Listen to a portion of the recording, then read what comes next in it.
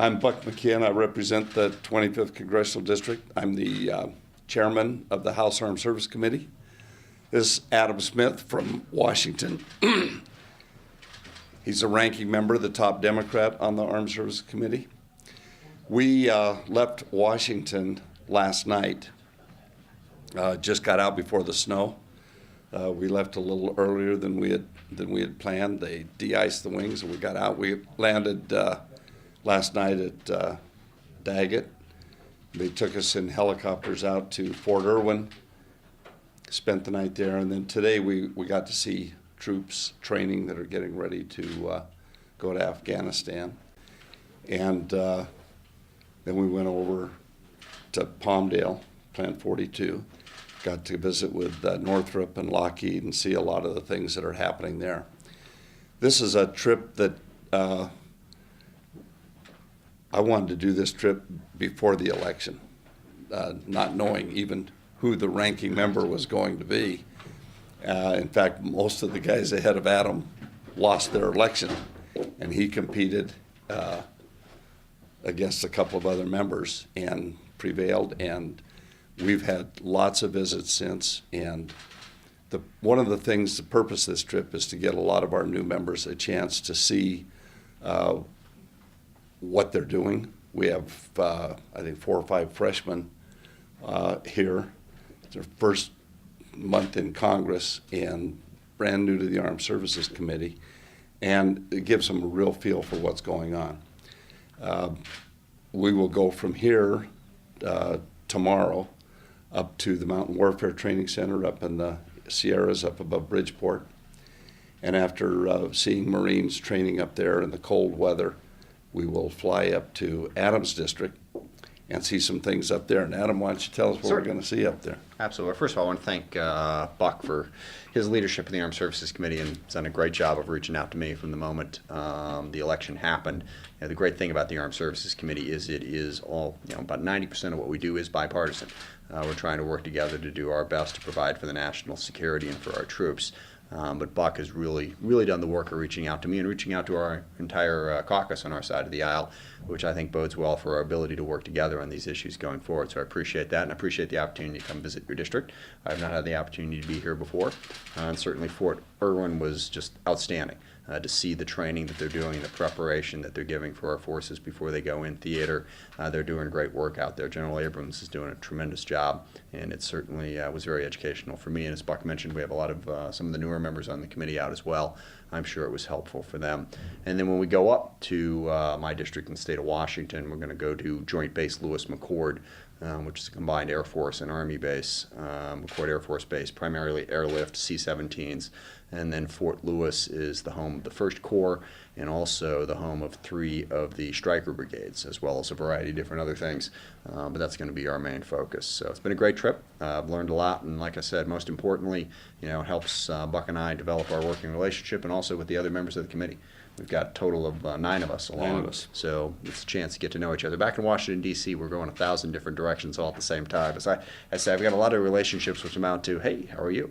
We walk by each other and go back to work. So this is a chance to actually spend some time with one another, and that will help us work together in the months ahead. Thank you. We have 62 members on our committee. One of the things that we've done with the new leadership is they cut the size of the committees. And one committee went from 75 down to 59, one went from 71 to 61, and our committee stayed at 62 because so many people wanted to be on it, and it's such an important mission that we're working on. And so it makes our job a little tougher because we have a lot more members to work with and communicate, but we've got outstanding people, and we're enjoying it. So any questions? What were your impressions up here at Plant 42 with the things that you saw? They're building some good stuff. Yeah, but we can't tell you about it. Yeah. But it's just the way technology, is helping us, better prepare for the fight. I mean, just the expertise that we have and that our U.S. companies have is invaluable to our national security. The partnership between business and DoD is very, very important. We got to work in many ways to make it work better, but just the expertise up there really made me feel better about the future of our national security. And not everybody that's fighting in this war against terrorism is wearing a uniform right now. These people that go to work every day there at Plant 42 are providing things for the war fighters, and they're doing a fantastic job. In fact, I think the briefer from Lockheed, I think it was Lockheed, said that about a third of their workforce are former veterans, or are veterans. Right. Wouldn't be a former veteran. Once a veteran, always a veteran. But, had served in the military, let's put it that way. Right. Leon? What's your reaction to the president's comments about defense spending in the State of the Union?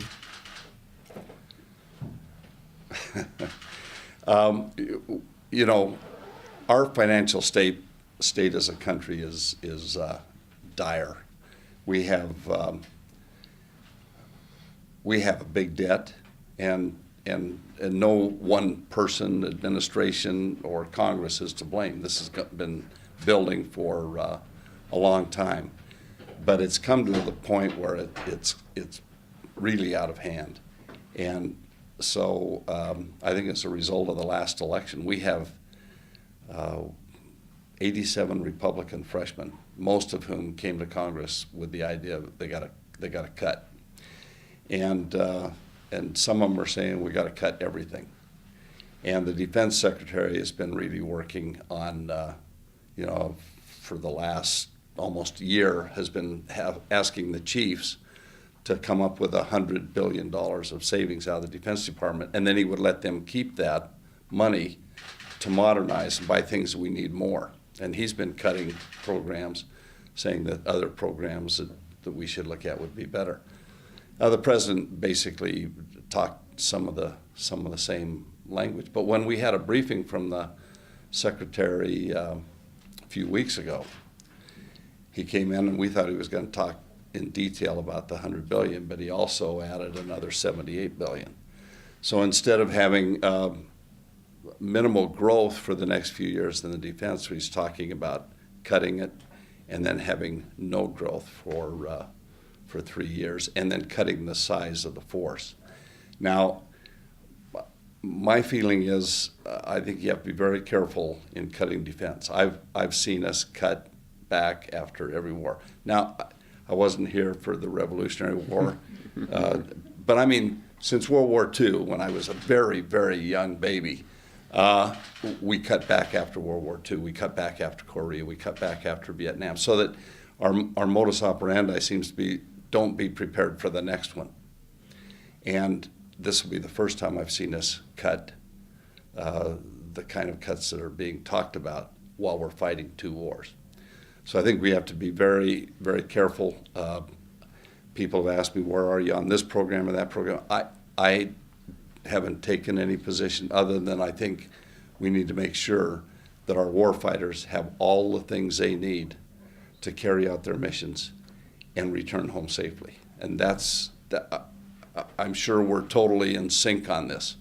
There may be some differences on how we come to bat, but that's, most people on the Armed Services Committee are there understanding that their mission is to make sure that we provide for the common defense of the country, which is our charge from the Constitution, and that we do it in a way without putting our people that are out there laying their lives on the line every day at risk any more than is necessary.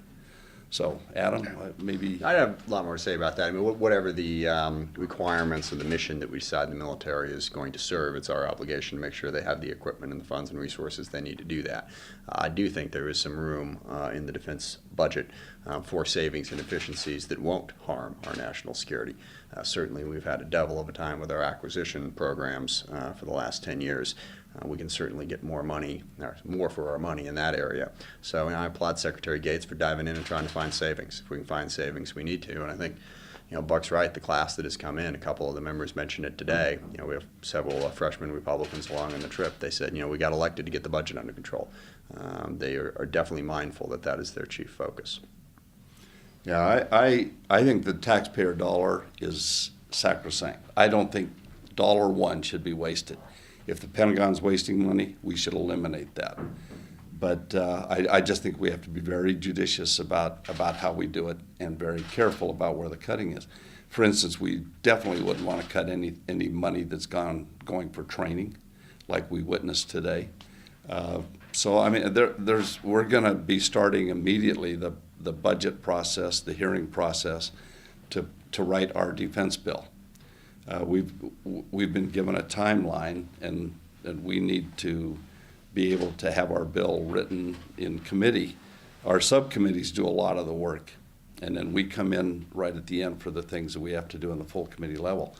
But we have subcommittee chairmen, ranking members that will be working, holding their hearings, and when that work is done, it will culminate in passing the full bill in our committee in May and passing the bill on the floor in May. And we're committed to bringing the bill under an open rule, where the 62 members on the committee will have a chance at doing things during the subcommittee and the full committee.